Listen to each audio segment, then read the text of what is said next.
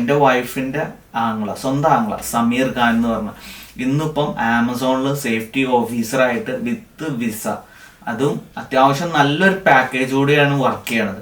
Just 1.5 വർഷം ആ wear ഹൗസിൽ പണിത് എന്താണ് ഈ വെയർ ഹൗസ് എന്ന് പറയുന്നത്? എല്ലാവർക്കും ചെയ്യാൻ പറ്റുന്ന ജോലിയാണോ, അല്ലെങ്കിൽ ഭയങ്കര കട്ടിപ്പണിയാണ്, ഈ എക്സ്പീരിയൻസ് കൊണ്ട് യാതൊരു ഗുണം ഇല്ല എന്ന് പറഞ്ഞു കഴിഞ്ഞാൽ ബിലാൽ സമ്മതിക്കുമോ? ഇപ്പം എൻ്റെ ഒരു ഫൈനൽ ചോദ്യം എന്ന് പറഞ്ഞു കഴിഞ്ഞാൽ, ഇപ്പം സത്യം പറഞ്ഞാൽ UK വന്ന ഒരു 85% സ്റ്റുഡൻസും ആദ്യം വർക്കിന് പോകുന്ന ഒരു സ്ഥലം എന്ന് പറയുന്നത് വെയർ ഹൗസ് ആണ്.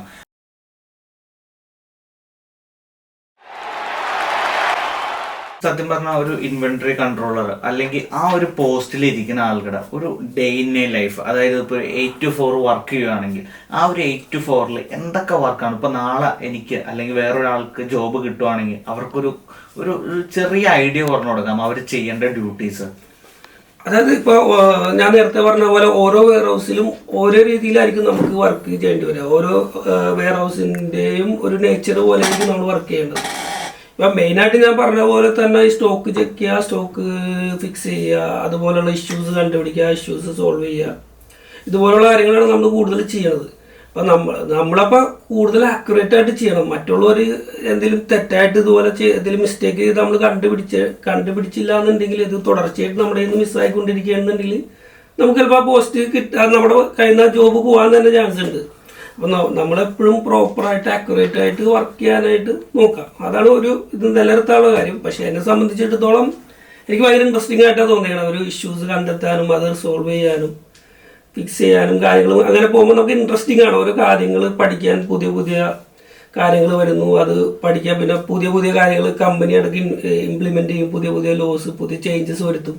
അപ്പോൾ അതൊക്കെ ഫോളോ ചെയ്ത് നമ്മളതൊക്കെ മാറ്റം വരുത്തി പുതിയ കാര്യങ്ങൾ പഠിക്കാനൊക്കെ പറ്റും. അങ്ങനെ ഒരു ഇൻട്രസ്റ്റിംഗ് ആണ്. ഓരോ സമയത്ത് നമ്മൾ പല രീതിയിലുള്ള ഇഷ്യൂസ് ഫേസ് ചെയ്യേണ്ടി വരും. അതുപോലെ നമുക്ക് എപ്പോഴും ഇങ്ങനെ എൻഗേജ്ഡ് ആയിട്ട് വർക്ക് ചെയ്യാൻ പറ്റും. നമുക്ക് ബോറടിക്കില്ല. എന്തെങ്കിലുമൊക്കെ ആയിട്ട് നമ്മൾ ചെയ്തുകൊണ്ടിരിക്കും. നമ്മൾ സമയം പോണത് അറിയില്ല. ഒരു കാര്യം എപ്പോഴും നമ്മളിപ്പോൾ ഒരു ഡിപ്പാർട്ട്മെന്റിൽ വർക്ക് ചെയ്യുമ്പോഴായിരിക്കും വേറെ എവിടെയെങ്കിലും ബിസിയായി അവിടെ എന്തെങ്കിലും അത്യാവശ്യം വന്നു കഴിഞ്ഞാൽ നമ്മളെ വിളിക്കും. നമ്മുടെ കൺസേൺഡ് സൂപ്പർവൈസർ നമ്മളെ വിളിക്കും. അപ്പോൾ നമ്മൾ അങ്ങോട്ട് ചെല്ലും, എന്നിട്ട് അവിടെ ചെല്ലും. അപ്പോൾ ഇങ്ങനെ നമുക്ക് എല്ലാ ഡിപ്പാർട്ട്മെന്റിലും വർക്ക് ചെയ്യാൻ പറ്റും. എല്ലാ രീതികളെ കുറിച്ചും നമുക്ക് മനസ്സിലാക്കാൻ പറ്റും. ഈ ഒരു ജോബില് ഏറ്റവും ചലഞ്ചിങ് ആയിട്ടുള്ള ഒരു സിറ്റുവേഷൻ എന്ന് പറയുന്നത് എന്താണ്? ചലഞ്ചിങ് ആയിട്ടുള്ള ഒരു സിറ്റുവേഷൻ എന്ന് പറഞ്ഞാൽ അങ്ങനെ ചലഞ്ചിങ് ആയിട്ട് എനിക്ക് ഇതുവരെ ഒന്നും തോന്നിയിട്ടില്ല അഭിഷേക്. അതായത് നമ്മൾ കാര്യങ്ങൾ ഇപ്പോൾ ഒരു ഇഷ്യൂ ഉണ്ടെങ്കിൽ നമ്മളത് നമ്മുടെ കണ്ണിൽ നിന്ന് നമ്മൾ കാണാതെ പോകരുത്. അതാണ് മെയിൻ ചലഞ്ചിങ് ആയിട്ടുള്ള ഒരു ഇഷ്യൂ ആയിട്ട് തോന്നിയത്. പക്ഷെ നമ്മളത് പ്രോപ്പറായിട്ടൊരു സാധനം ചെക്ക് ചെയ്യുമ്പോൾ നമുക്കത് മനസ്സിലാവും.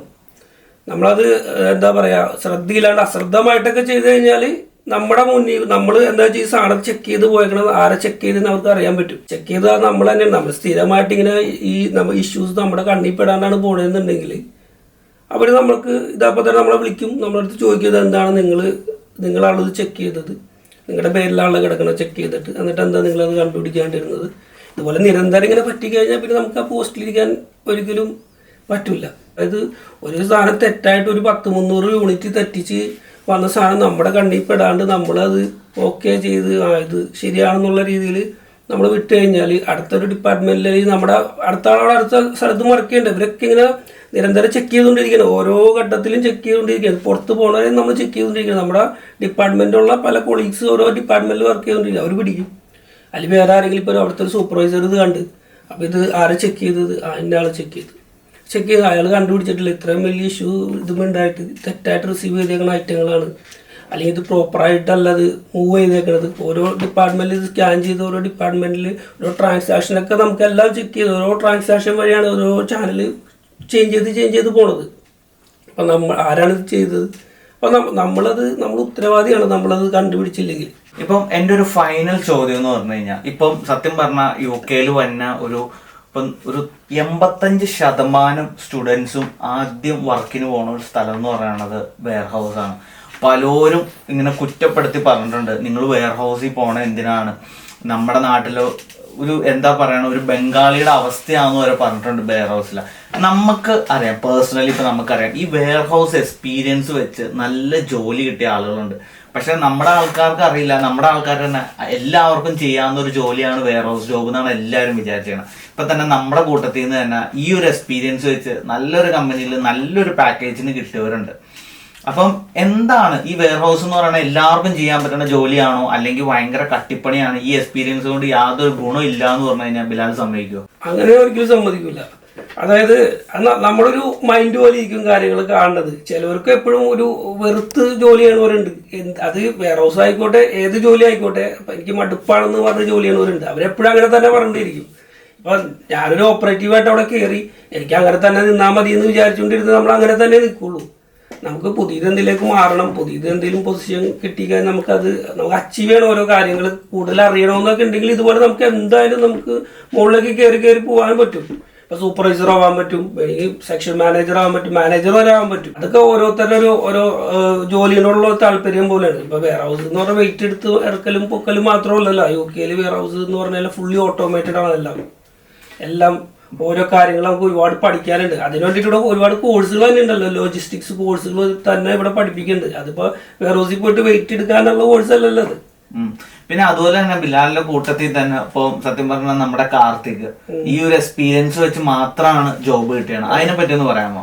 നമ്മുടെ ഈ ഇൻവെന്ററി കൺട്രോൾ എന്ന് പറഞ്ഞിട്ടുള്ള ഇവിടുത്തെ എക്സ്പീരിയൻസ് കാട്ടിയിട്ട് തന്നെയാണ് ഒരു നല്ലൊരു വേറെ ഹിറ്റാച്ചി എന്ന് പറഞ്ഞ കമ്പനിയിൽ നല്ലൊരു പോസ്റ്റിൽ ജോലി കിട്ടിയത്. വിസ ഉൾപ്പെടെ കിട്ടാവുന്ന ഒരു നല്ല സാലറി പാക്കേജിൽ കൂടെ തന്നെയാണ് ആ ജോബ് കിട്ടിയത്. സത്യം പറഞ്ഞ കാർത്തിയുടെ അവസ്ഥയിൽ കാർത്തി നാട്ടിൽ എക്സ്പീരിയൻസും ഇല്ല, ഇവിടെ പഠിക്കാൻ വന്നതാണ്. പക്ഷെ ഈ ഒരു എക്സ്പീരിയൻസ് വെച്ച് നമ്മള് വെയർ ഹൗസിന്റെ എക്സ്പീരിയൻസിന് വിലയില്ല എന്ന് പലരും പറയും. പക്ഷെ നമ്മള് പക്കയായിട്ട് ആ വെയർ ഹൗസിൽ എന്താണോ ചെയ്യണത് അത് നോക്കി ശ്രദ്ധിച്ച് പഠിച്ചു കഴിഞ്ഞാൽ അല്ല, നമ്മള് ആ വെയർ ഹൗസിൽ ഒരു ടെക്നിക്കൽ ഫീൽഡിലേക്ക് വരാൻ എപ്പോഴും നോക്കണം. നമ്മളിപ്പോ നിന്നിട്ട് ഈ സാധാ ലെവലിൽ നിന്ന് വർക്ക് ചെയ്യാൻ നോക്കിക്കഴിഞ്ഞാൽ എപ്പോഴും അങ്ങനെ തന്നെ നിൽക്കാൻ പറ്റുള്ളൂ. ആ ഒരു എക്സ്പീരിയൻസ് കാണിച്ചിട്ട് ഹയർ പൊസിഷനിലും ഹയർ പോസ്റ്റിലേക്കൊന്നും നമുക്ക് അപ്ലൈ ചെയ്യണമെന്ന് പറ്റിയെന്ന് വരില്ല. ഇതുപോലെ എന്തെങ്കിലും ടെക്നിക്കൽ ഫീൽഡ് അതിൽ നിന്നിട്ട് തന്നെ നമ്മൾ നോക്കുക, നമ്മൾ ശ്രമിക്കുക.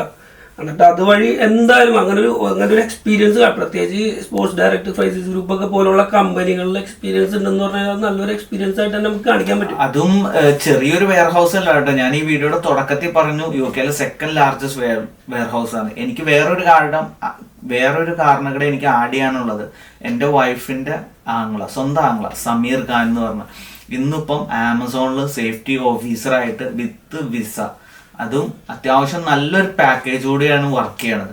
ജസ്റ്റ് 1.5 വർഷം ആ വെയർ ഹൗസിൽ പണിത് അവിടെ നിന്ന് തന്നെ വിസ എടുത്തു. അതാണ് നമ്മള് അവിടെ നിന്ന് മുന്നേറാൻ നോക്കിക്കഴിഞ്ഞാൽ ഉറപ്പായിട്ട് ഒത്തിരി ഓപ്പർച്യൂണിറ്റീസ് ഉണ്ട്. ഇന്റേണൽ വേക്കൻസി ഏറ്റവും കൂടുതൽ നമ്മളൊരു ഓപ്പണിംഗ് ആയിട്ട് കാണുക. അതായത് എല്ലാം കിട്ടണ നമുക്കൊരു ഓപ്പർച്യൂണിറ്റീസും ഒരു ഓപ്പണിംഗ് ആണ് നമുക്ക്. ഇപ്പൊ കാർത്തിക്കിന് കിട്ടിയതിൽ അവന്റെ കോൺട്രാക്ട് വെച്ചിട്ട് എനിക്ക് ഏറ്റവും ഇഷ്ടപ്പെട്ട എന്താന്ന് വെച്ചാൽ അതിൽ നമ്മൾ വില്ലിംഗ് ആണോ എന്ന് വെച്ചിട്ട് ഒരു ക്വസ്റ്റ്യൻ ഉണ്ട്. അതായത് ചിലപ്പോൾ അവർ പറഞ്ഞ രാജ്യങ്ങളിൽ പോയി നമുക്ക് വർക്ക് ചെയ്യേണ്ടി വരും, ഒരു വർഷത്തിൽ ഒരു മാസത്തിൽ താഴെ. അപ്പോൾ അവർ പറഞ്ഞ രാജ്യത്ത് പോയിട്ട് വർക്ക് ചെയ്യാൻ നിങ്ങൾ റെഡിയാണോ എന്ന് ചോദിച്ചിട്ടുണ്ട് അതിൽ. അപ്പോൾ അതിൻ്റെ അർത്ഥം അവനക്ക് പല രാജ്യങ്ങളിലും പോയിട്ട് വർക്ക് ചെയ്യേണ്ടി വരും. അതൊക്കെ ഒരു എക്സ്പീരിയൻസ് അല്ലേ. അതൊരു രാജ്യത്ത് പോകാൻ എല്ലാത്തിനും അവനൊരു ചാൻസ് കിട്ടിയേക്കല്ലേ. അതുകൊണ്ട് UK മാത്രമല്ല പല രാജ്യത്തും പോയി വർക്ക് ചെയ്യേണ്ടി വരും. ഹിറ്റാച്ചി എന്ന് പറഞ്ഞാൽ വേൾഡ് വൈഡ് കമ്പനിയാണ്. എല്ലായിടത്തും അവർ കമ്പനീസ് ഉണ്ട്.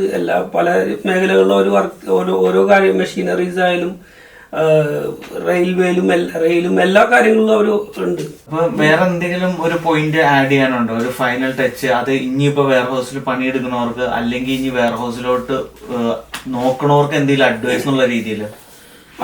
ഇത് വെയർ ഹൗസിലേക്ക് വരിക എന്നുള്ളത് കൊണ്ട് ഈ വെയിറ്റ് എടുക്കുക പൊക്കുക അത് മാത്രം കാണാതെ അതിന്റെ മറ്റുള്ള മേഖലകളിലേക്ക് നമ്മൾ ശ്രദ്ധ കൊടുത്തിട്ട് നമ്മൾ ആ വഴി, അത് കിട്ടുന്ന വഴി നമ്മൾ തുറന്ന് വഴി വെട്ടി പോകാൻ ശ്രമിക്കുക. അതിലൂടെ നമുക്ക് പുതിയ ഓപ്പർച്യൂണിറ്റീസ് പിന്നീട് വരും. അതാണ് എനിക്ക് പറയാനുള്ളത് ഈ കാര്യത്തിൽ. ഒരു സ്ഥലത്ത് നിന്നിട്ട് അത് മാത്രമായിട്ട് നിൽക്കണമെന്നില്ലല്ലോ.